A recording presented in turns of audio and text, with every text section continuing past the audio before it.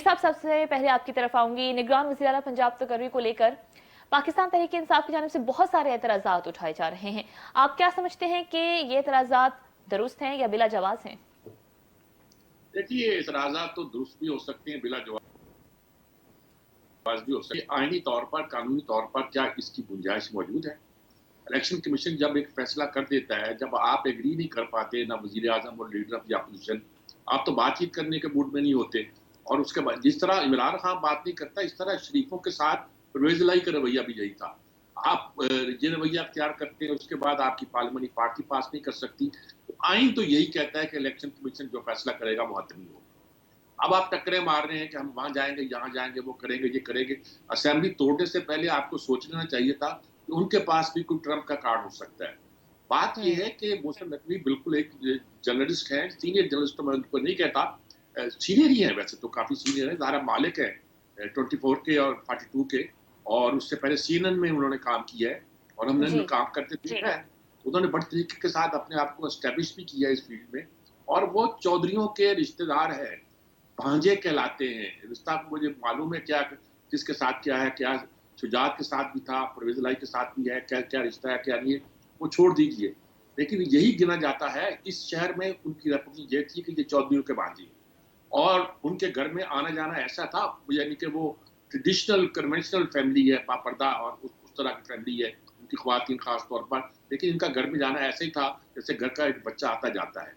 ऐसी सूरत में जो मैंने कल भी शायद कहा था कि चौधरियों की जो लड़ाई थी उसमें मोहसिन नकवी शायद शुजात के साथ, और ये वो कसूर था कि जो उनको ज़ाहिर है कि उन्होंने अपना साथ से अपना एक बंदा दिया जो कर सकता है। वैसे सच्ची बात तो ये है कि अब जो इंटरिम वजीर आला होता है, उसके पास तरामीम के बाद वो पावर्स नहीं होती कि वो कोई मुदाखलत कर सके। वो जो तबादले तब्दील करनी होती हैं, वो भी इलेक्शन कमीशन से पूछ के कर सकता है। कुछ ऐसा कर नहीं सकता।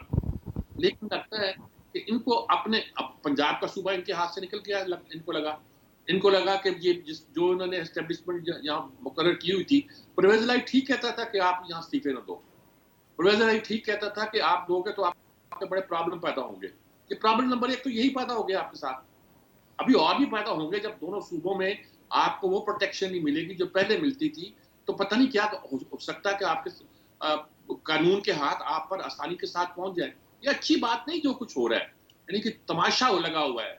उधर अभी आप दूसरा सवाल ही पूछोगे कि वो जो कौमी असेंबलियों में हो रहा है वो लतीफा ही है ना जी।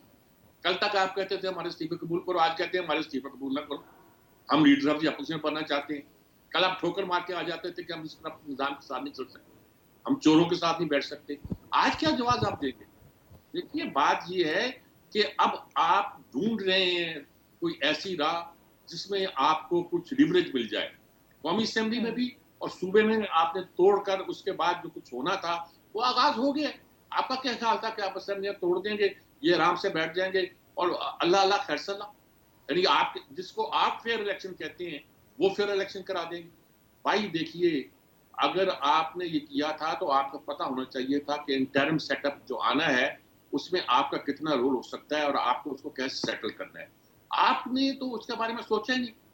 देखिए, इस मुल्क में कई बार कंसेंसस के साथ वो बहुत पोस्ट होती है, गलत करती जवेद इकबाल, जैसे जवेद इकबाल की गलत कर दी या फलां की गलत कर दी, फलां की गलत कर दी, लेकिन कंसेंसस के साथ होती रही।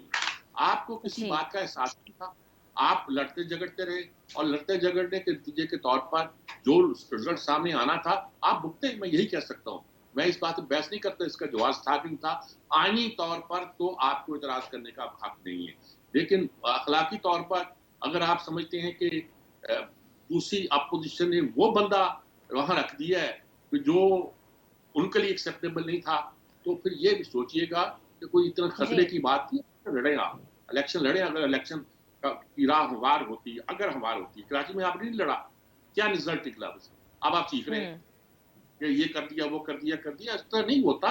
आप यहाँ तो डेमोक्रेसी की, अब इलेक्शन में पढ़ते ना, पढ़ गए हैं तो फिर आप आगे चलिए।